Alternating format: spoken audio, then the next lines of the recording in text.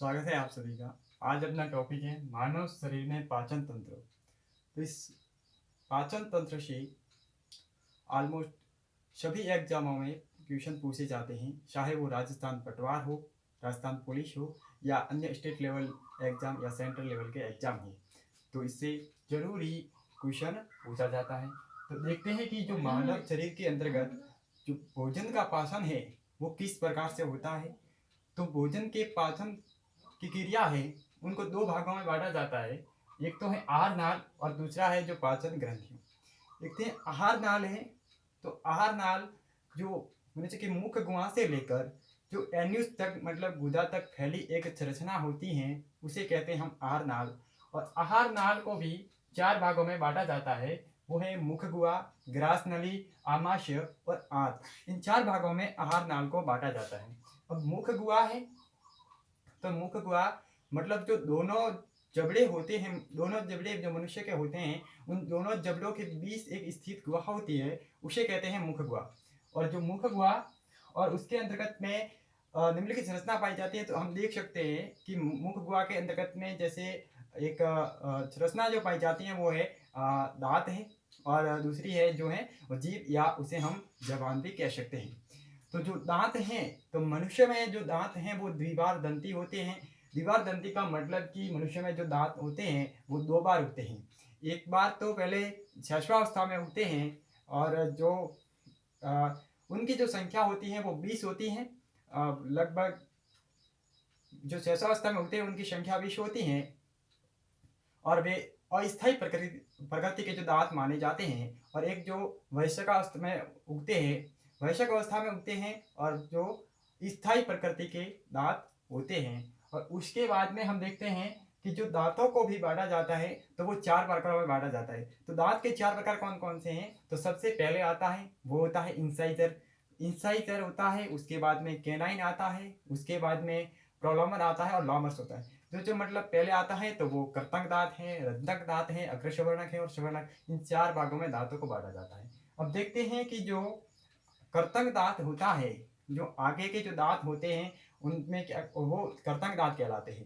और जो आपने देखा होगा कि जो हाथी के दो दांत जो निकले होते हैं बाहर, वो भी इस कर्तंग दांत के ही उदाहरण होते हैं। और जो सुए में जो दांत पाए जाते हैं वो भी कर्तंग दांत ही होते हैं। और इस कर्तंग दांतों के कारण ही सुए में जो कुतरने की जो प्रवृत्ति है वो पाई जाती है। तो चूहे में जो दांत हैं, चूहे के जो दांत हैं वो लगातार मतलब बढ़ते रहते हैं। यदि चूहा उन दांतों को नहीं उतरता है तो वो लगभग मतलब जो निचले जबड़े के दांत हैं वो ऊपर वाले जबड़े में घुस जाएंगे, और ऊपर वाले जबड़े के हैं वो नीचे वाले जबड़े में घुस जाते हैं। इसी कारण से चूहा क्या करता है, अपने दांतों को लगातार वो घिसता ही रहता है, वो कुतरता ही रहता है। इसी कारण से चूहे में कुतरने की जो प्रवृत्ति है वो पाई जाती है। उसके बाद में जो आता है और वो हमारा दूसरा जो प्रकार है वो है रत्नक। रत्नक मतलब ये जो मांसाहारी जो जीव होते हैं उन मांसाहारी जीवों में ज़्यादा विकसित होते हैं। क्योंकि रत्नक जो दांत होते हैं इनका कार्य यही होता है, मतलब कि जो चीरने फाड़ने का जो कार्य है वो रत्नक दांतों का होता है। तो देखते हैं कि जो रत्नक जो दांत है वो मांसाहारी जो प्राणी होते हैं उसमें मतलब ज़्यादा विकसित होते हैं। उसके बाद में देखते हैं जो अग्रसवर्णक होते हैं और जो सवर्णक दांत होते हैं। तो अग्रसवर्णक तो हम जो दोनों जबड़ों के पाए जाने वाले जो दांत होते हैं अग्रसवर्णक और सवर्णक, तो अग्रसवर्णक की दो संख्या दो होती हैं और सवर्णक की तीन होती हैं। तो उसी प्रकार से हम देखते हैं उसके जो बाद वाला जो हमारा भाग आता है और आहार नाल का, और वो कौन सा है, वो है ग्रास नली। तो ग्रास नली भी भोजन के पाचन में किस प्रकार से सहायक होती है। तो देखते हैं ग्रास नली है। तो यहाँ से जो मुख गुहा से भोजन जाता है तो वो कहाँ जाता है, जब पहली बार जो भोजन का जो पाचन जो शुरू होता है वो मुख गुहा में होता है, उसके बाद में ग्रास नली में जाता है।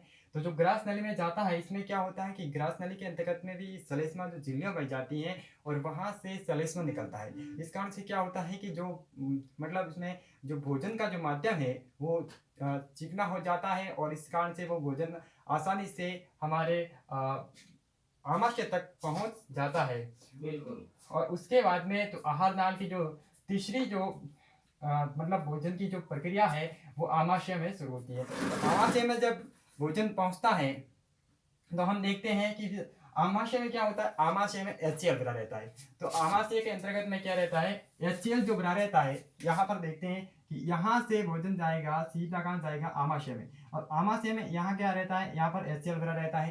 तो ये HCl भरा रहता है, ये HCl काम क्या करता है, तो HCl काम ये करता है कि यहाँ से हम जब भोजन करते हैं तो भोजन के साथ मतलब गलती से कोई बैक्टीरिया भी अंदर चला जाता है, या फिर हम अरे गलती से कोई मच्छर या मक्खी जो अंदर चली जाती हैं, तो वो यहाँ से यहाँ तक आ जाती है और सीधा वो भोजन के साथ कहाँ जाएगी, आमाशय में। और आमाशय में बैठा कौन है, तो वो एल्शियम, HCl बैठा है। तो HCl क्या करेगा, वो उनको क्या कर देता है, जहां पर जो HCl के पास जो भी मतलब जो मक्खी या मच्छर वहां पहुंच जाता है तो वो खत्म हो जाता है, क्योंकि वो एक प्रकार से क्या है, वो एक प्रकार से तेजाब है। इस प्रकार से वो क्या करता है, वो हमारे शरीर को क्या करता है, संरक्षण प्रदान करता है। क्या करता है, संरक्षण प्रदान करता है। और आप यदि कहेंगे कि इतना बड़ा जो मतलब तेजाब के प्रकार से इतना जो HCl का जो स्ट्रांग प्रकृति का जो होता है,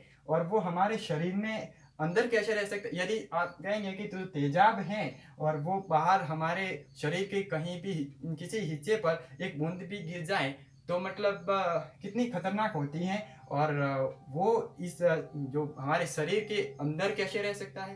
तो इसके अंदर में क्या होता है कि यहाँ पर है जैसे कि ये और यहाँ पर जो बाहरी जो हिस्सा है, अमाशय का जो बाहरी हिस्सा होता है, और उसमें क्या होता है, सलेस्मा झिल्ली। क्या होता है, सलेस्मा झिल्ली। और ये सलेस्मा जो झिल्ली है, ध्यान रखना, ये सलेस्मा झिल्ली है एक प्रकार से क्या होता है, प्रोटीन। क्या होता है, प्रोटीन। और वो प्रोटीन क्या करता है, उसकी सुरक्षा करता है, जो वहां से HCl भरा रहता है, संरक्षण प्रदान करता है। और उससे क्या, और आपने देखा होगा कि जो मतलब बूढ़े जो लोग होते हैं, वृद्ध लोग होते हैं, वो सुबह के टाइम में जो उससे जो मुंह से वो बलगम जो निकलता है, तो वो बलगम निकलता है, वो यहीं से निकलता है, इस सलेस्मा झिल्ली से ही वो बलगम निकलता है।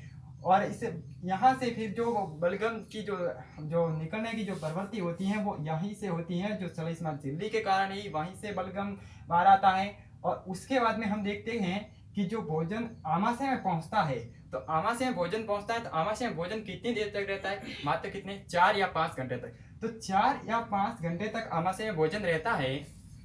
तो कई बार ऐसा भी होता है कि मतलब कोई जहरीला जो जीव होता है, या हम कह सकते हैं कि कोई किसी ने कोई जो कोई सांप होता है वो किसी को डस जाता है। तो जो सांप किसी को डस जाता है तो वो उसका जो जहर है, वो जहर है वो कहाँ पहुँचता है, कहाँ पहुँचता है, वो आमाशय में पहुँचता है। और आमाशय में पहुँचता है तो वो जल्दी से क्या करते हैं, मतलब हॉस्पिटल जाते हैं। और हॉस्पिटल जाते से डॉक्टर क्या करता है उसका, कि डॉक्टर उस पर क्या करता है, ये एक्शन लेता है। डॉक्टर उसे क्या करता है, उल्टी की दवाई देता है। अब उल्टी की दवाइयाँ देता है तो वो क्या करता है, भोजन है जो वहाँ से बाहर आता है। लेकिन एक बात ध्यान रखना कि जो उल्टी से भोजन बाहर आता है, वो आमाशय के जो आमाशय में पहुंचा हुआ भोजन है वो ही बाहर आता है।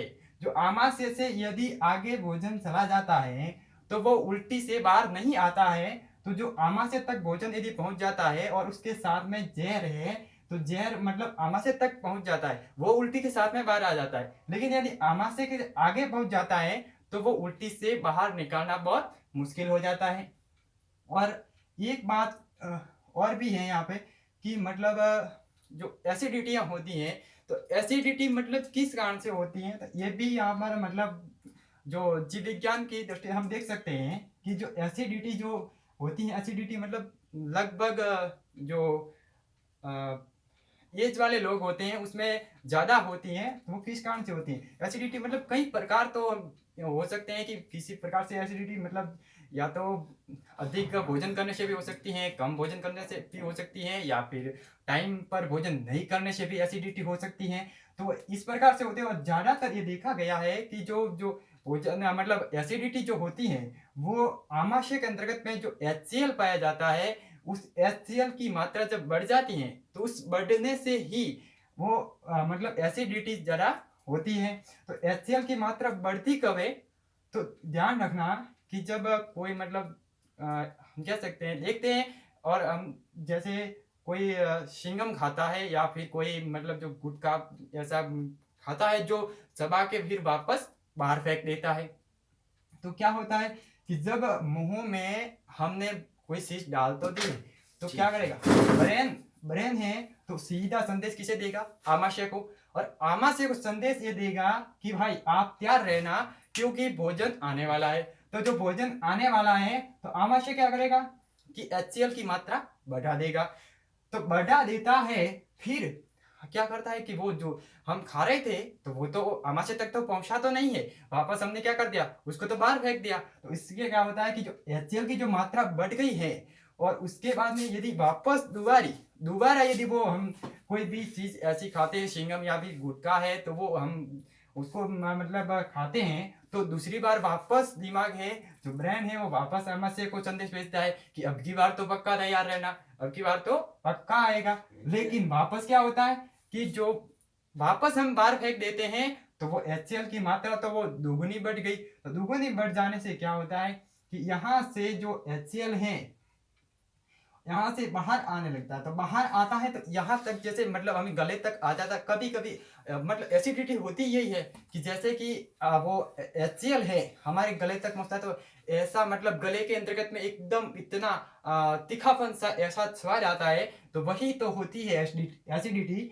और उसके बाद में हम देखते हैं कि यहाँ से जो आमाशय में भोजन है, आमाशय से भोजन सीधा कहाँ से आएगा, तो आमाशय से जो भोजन सीधा जाता है और वो जाता है छोटी आंत में। कहाँ जाता है, छोटी आंत में।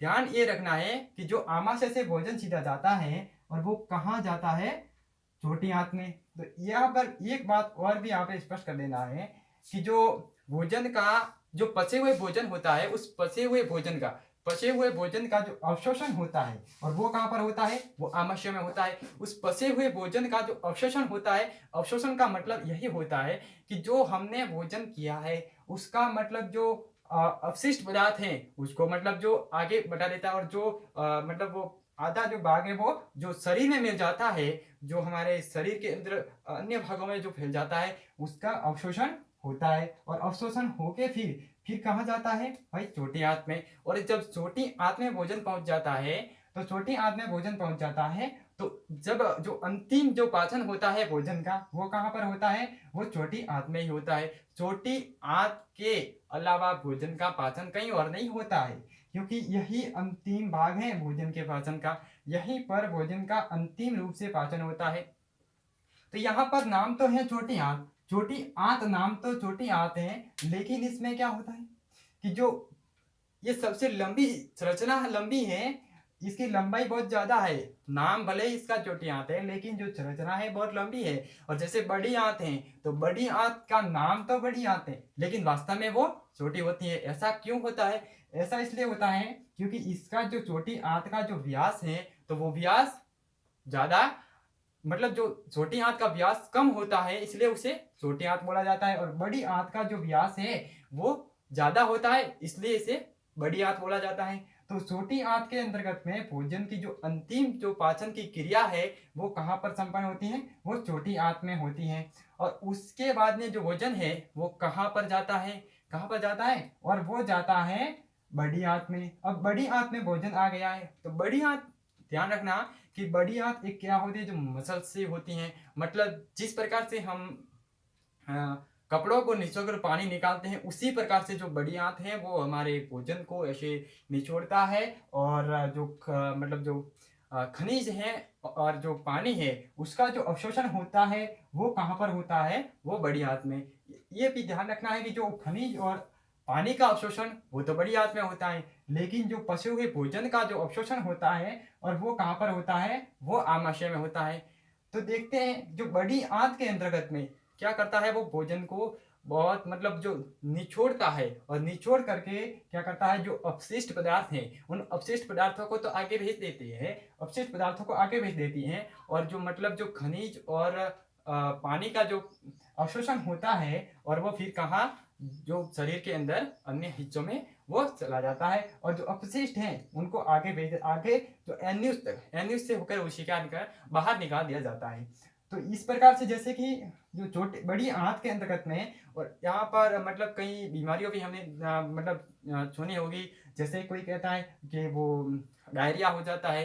तो डायरिया क्या होता है? तो डायरिया यही होता है कि जब खनिज और जो पानी है उसका पूर्ण रूप से अवशोषण नहीं होता है, तो इसी कारण से वो डायरिया होता है। ये डायरिया की जो बीमारी होती है वो इसी कारण से होती है। और जैसे कई प्रकार की और बीमारियां होती हैं, कब्ज है, या वो सही टाइम पर हम मल त्याग नहीं करते हैं, तो वो कब्ज जैसी बीमारियां भी होती हैं। और उसके बाद में यहाँ पर जो ऐसी जो कहीं कोई इंटरेस्टिंग बातें भी हैं, जैसे कि हम देख सकते हैं कि यहाँ पर हमें कहीं देखा भी होगा कि कई जो मनुष्य हैं उसके अंतर्गत में जो सोते समय बहुत खर्राटे लेने की आदतें होती हैं। ये किस कारण से होता है? तो ध्यान रखना, ये इस कारण से होता है। यहाँ पर क्या होता है, मनुष्य के जो ग्रास नली, जो आहार नाल होती हैं, आहार नाल के अंतर्गत में यहाँ पर जो हमारे गले के अंतर्गत में एक मांसपेशी नुमा एक लंबी लटकन सी मांसपेशियों संरचना पाई जाती हैं। और उसको कहते क्या है? उसको कहते हैं क्या है? एन्यूस। क्या कहते हैं? एन्यूस कहते हैं उसको। क्या कहते हैं? उसे क्या कहते हैं? जो मांसपेशी नुमा संरचना जो पाई जाती है, और उसे क्या कहते हैं? उसे कहते हैं यूवेला। क्या कहते हैं? यूवेला। और ये यूवेला क्या करते हैं? ये भी हमारे जो भोजन में सहायक होता है, जो भोजन को आगे बढ़ाने में सहायता करता है। तो उस जो खर्राटे लेने की जो आदतें होती हैं वो किस कारण से होती हैं? तो खर्राटे लेने की आदतें जब कोई किसी किसी मनुष्य के अंतर्गत में ऐसी समस्या होती है, देखिए वो रात के अंदर जो सोता है, तो उस सोते समय क्या होता है कि उसके जो वो यूवेला होता है, तो यूवेला की जो लंबाई है वो बढ़ जाती है। तो यूवेला की जब लंबाई बढ़ जाती है और जब जो श्वास बाहर निकलता है, तो बाहर निकलते समय यूवेला की लंबाई है तो वो बढ़ जाती है, और बढ़ जाती है तो जो श्वास बाहर निकलता है, और उसमें क्या होता है कि जब श्वास बाहर निकलता है तो जो यूवेला की लंबाई बढ़ी हुई है, तो जब बाहर आएगा श्वास, जब बाहर आएगा तो वो यूवेला जो ऊपर का जो तालु होता है वहां पर क्या होता है, वो टकराता है। और इसी टकराने के कारण ही वो क्या लेता है? खर्राटे। उसका क्या होता है, अब जो उसके जो खर्राटे की जो आदतें होती है, खर्राटे की जो समस्या होती है, वो इसी कारण से होती है कि जो उसका यूवेला होता है उसकी लंबाई बढ़ जाती है। लंबाई बढ़ जाने से उसमें जो तालु पे वो टकराता है, जब श्वास बाहर निकलता है, तो इस टकराने से ही उसके अंतर्गत में जो ये खर्राटे लेने की आदतें पाई जाती हैं। और लगभग ये सभी लोगों में नहीं होती हैं। और उसके बाद में एक और है, ध्यान रखना कि जैसे कि कभी कभी जो भोजन करते समय एकदम खांसी आ जाती है, या फिर ऐसा तो वो किस कारण से होता है? तो वो ध्यान रखना, यहाँ से हम क्या करते हैं, जैसे ही निवाला अंदर जाता है, हमारा जो निवाला जब अंदर जाता है तो कहाँ जाता है? जो एक यहाँ से जो श्वास नली है, तो यहाँ से श्वास नली, और यहाँ से जो भोजन की जो अलग नलियाँ होती हैं, तो यहाँ से देखते हैं कि यहाँ पर जो एक ढक्कन होता है, उस ढक्कन को क्या कहते हैं? उसको कहते हैं इपीग्लॉटिस। और इपीग्लॉटिस क्या करता है? जो श्वसन मार्ग और जो भोजन मार्ग हैं, उन दोनों को क्या करता है? अलग अलग करता है। तो देखते हैं कि जो भोजन का मार्ग है और भोजन के मार्ग को इपीग्लॉटिस है, जब हम भोजन करते हैं तो जो इपीग्लॉटिस है, यहाँ पर देखते हैं कि जो ये इपी जैसे ये यहाँ पर ये इपीग्लॉटिस रहता है, और यहाँ से भोजन यहाँ से यहाँ जाता है, तो यहाँ पर जो इपीग्लॉटिस है वो बंद रहता है।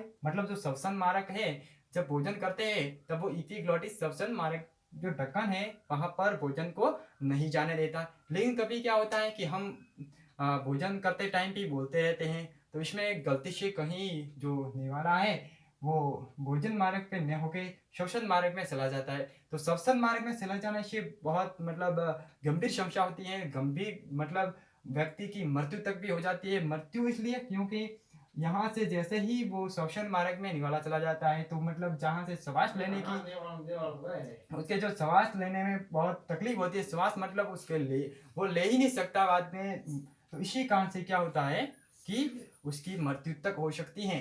और उसके ध्यान रखना, और एक ऐसी और एक क्रिया जो प्रवृत्ति एक और होती है, और वो क्या होती है?